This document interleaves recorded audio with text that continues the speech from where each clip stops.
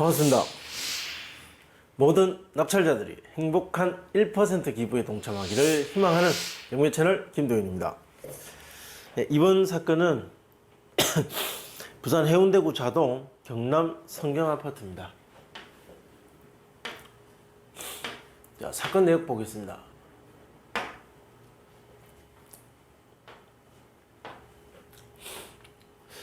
부산지방법원 동부지원 사건입니다. 해운대구 자동 경남 성경아파트 2층입니다. 2층. 물건 종류 아파트, 그리고 전용 면적은 46.5평. 상당히 큰 평수의 아파트입니다. 자, 대지권 20.5평. 자, 토지와 건물은 일괄 매각입니다. 2019년 9월 23일 사건 접수가 됐습니다. 그리고 소유자, 채무자는 같은 사람이고, 채권자는 어떤 주식회사, 그리고 외 일명 이렇게 되어 있습니다.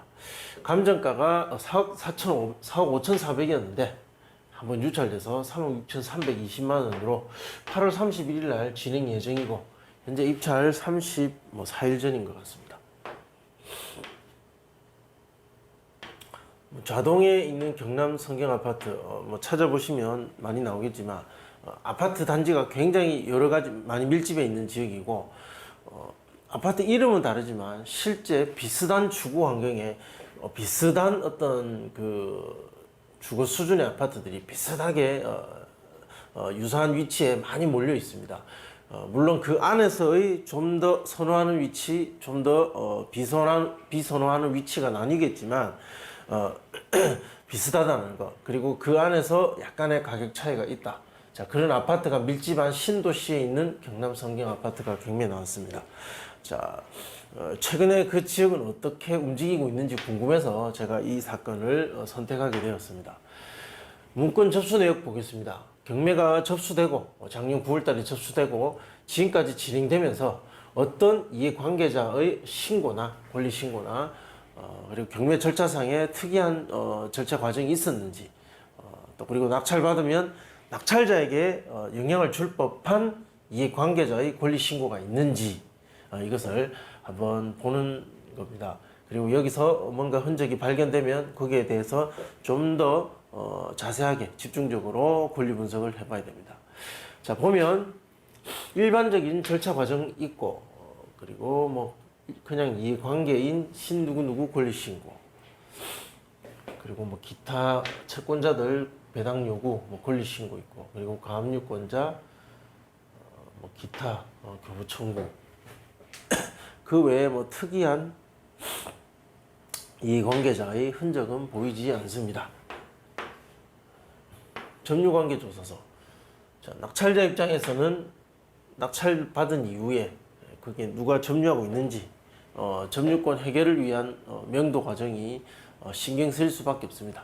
그래서 누가 점유하고 있는지가 중요한데, 자, 현장에 가니까 폐문 부재였다. 거주자 관계인을 만날 수 없었다. 출입문에 방문 취지 안내문을 붙여두고 왔으나 현재까지 아무 연락이 없다. 재성동 주민센터에서 전입세대 열람을 해보니까 목적물 호수에 본권 소유자 가족 세대가 전입돼 있다. 등기 현황 보겠습니다. 2016년 7월 15일 소유권 이전을 했습니다. 지금 소유자가 샀고, 그리고 2019년 4월 30일. 사실 경매 신청 조금 전에, 그렇게 차이가 안 나는 시간에 대출을 받은 것 같아요. 이게 말소 기준 권리입니다. 2019년 4월 30일. 가장 빠른 선순위 근저당. 자, 이 날짜 이후에 모든 권리들은 소멸합니다. 아주 많습니다. 그러니까 이 사람의 어떤 그 권리의 어떤 특징은, 이 등기 현황의 특징은, 경매가 들어오기 조금 전에 근저당 하나가 설정되면서 그 뒤로 순차적으로 굉장히 많은 어떤 그 채권자들의 어떤 권리가 있다. 그러니까 경제적 상황이 갑자기 급격하게 나빠져서 경매에 이른 것이 아닌가, 이렇게 짐작할 수 있습니다. 가압류까지 굉장히 많습니다. 어쨌든 다 말소되고, 임차인은 조사된 바 없고 소유자 세대가 전입돼 있다. 소유자 세대가 점유하고 있는 것으로 추정됩니다. 등기 기재사항, 특이사항은 없다. 자, 권리비 입찰가와 명도에 충분히 영향을 줄 수 있습니다. 지금 채권의 어떤 여러 가지 형태를 봤을 때는 경제 상황이 굉장히 좋지 않은 어떤 그런 세대가 전입되어 있습니다. 살고 있습니다. 따라서 관리비 연체는 충분히 가능하고 그것이 과다하게 연체되면 명도할 때 영향을 받게 되고 자, 이 명도할 때 좀 더 비용이 들어가면 당연히 입찰가에 반영을 해야 됩니다. 따라서 한번 꼭 확인해 주시기 바랍니다. 공과금은 관리비에 포함인지 아닌지 관리비 조사할 때 확인해 보시면 됩니다. 점유자, 임차인은 조사된 바 없고 소유자 세대가 점유하고 있는 것으로 추정됩니다. 그렇다면 명도 대상자는 소유자 세대입니다. 이 소유자 세대를 상대로 인도명령을 신청하게 되고 잔금 납부 후 약 1에서 3개월 정도 소요됩니다. 통상적인 겁니다.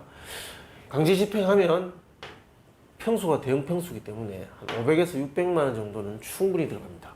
이 이상 들어갈 수도 있습니다. 짐의 양에 따라서. 자, 이사 합의. 자, 저는 명도 비용을 주고 대화로 협의해서 명도할 것을 권장합니다. 명도 소송 가능성은 희박합니다. 자, 권리적 문제는 없고 일반적인 어떤 명도 과정을 거쳐서 명도를 해야 되는 물건일 뿐이다. 권리적 하자는 없고 명도의 부담만 있다. 그것만 감안해서 대상 낙찰가를 분석한다. 자, 이렇게 보시면 됩니다. 좌동 신도시에 있는 경남 성경 아파트 동평형대 물건은 몇 개 있었습니다. 보면 우리가 2층이죠. 여기 4층, 4억 7천 호가하고 있습니다. 자, 9층에 7억. 자, 이 차이가 너무 많이 납니다. 인테리어가 되어 있든 방향이 어떻든 7억과 4억대의 금액은 너무 난다. 자, 이런 물건들은 사실 시장의 어떤 그 상황, 거래 가능 금액 전혀 판단에 도움이 안 되는 물건입니다. 가장 마지막에 거래가 되겠죠. 이런 것들은 4억 4천 이하 11층 4억 9천 4억 7천 지금 현재는 4억 4천을 기준으로 보시면 될 것 같고 우리가 좀 더 낮은 층이니까 거기서 좀 더 낮게 보셔야 됩니다. 19층 4억 4천 3백 그리고 11층 4억 6천 2백 그러니까 4억 7천 정도 호가하는 건 이런 금액이 기록되기 때문입니다. 작년에 거래 사례를 보면 5억 5천 500도 있었습니다. 그러니까 사실상 더 가격이 떨어진 것 아닌가 저는 그렇게 봅니다. 대형 평수는 가격이 훨씬 더 떨어졌다.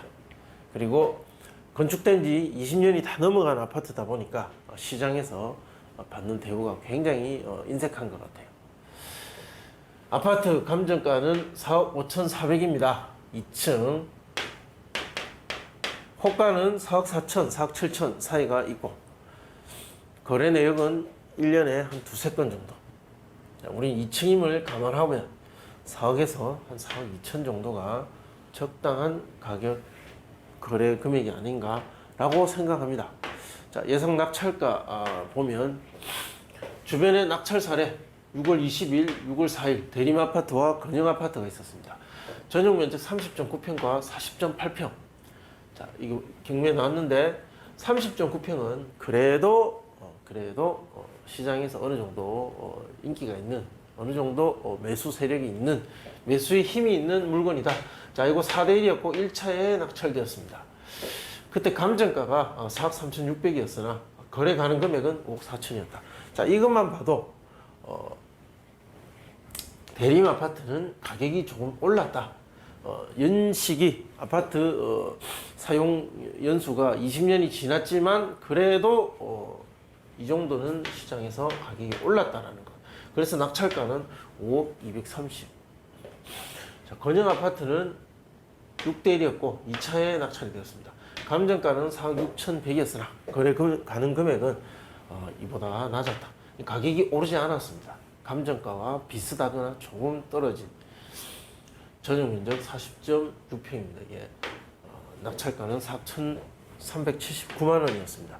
여기는 데이터가 많습니다. 아파트가 아까 제가 처음에 말씀드린 굉장히 비슷한 아파트들이 밀집해 있기 때문에 그래서 많은 데이터들을 더 추가적으로 분석해야 데이터의 정확도가 올라갑니다.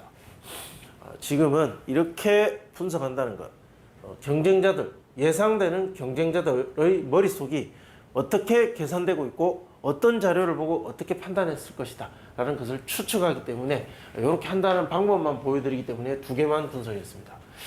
입찰 물건 경남 성경아파트 감정가, 자 이건 매도호가죠. 매도호가 4억, 하한가일 때, 자 낮은 금액으로 봤을 때 데이터 낙찰가율, 이 데이터를 가지고 분석했을 때 가중평균하면 92.28% 나옵니다. 자 이거 적용해보면 36,900, 자 이게 경쟁 과정이 있을 것이니까 반영하면 3억 7,300 정도 됩니다. 그대로 똑같이 상한가 적용해보면 4억 2천 적용하면 4억 9천입니다. 3억 9,158만 원짜리. 그래서 정리하면 예상 낙찰가의 범위는 3억 7,300에서 4억이 넘지 않죠. 3억 9,200. 자, 이 범위 안에 들어올 가능성이 가장 높다. 자, 이렇게 말씀드릴 수 있습니다. 제가 여러 차례 아주 반복적으로 말씀드리지만 낙찰가를 결정하게 만드는 건 물론 내가 사고 싶은, 내가 받고 싶은 금액이지만 낙찰가, 정말 낙찰 받고 싶다면 다른 사람의 머릿속을 들여다봐야 된다. 다른 사람, 경쟁자가 낙찰가를 결정하게 만든다. 자, 이것은 여러분들이 꼭 깊이 새겨 들으시기 바랍니다. 자, 시청해 주셔서 감사합니다. 좋아요, 구독 신청 부탁드리겠습니다. 감사합니다.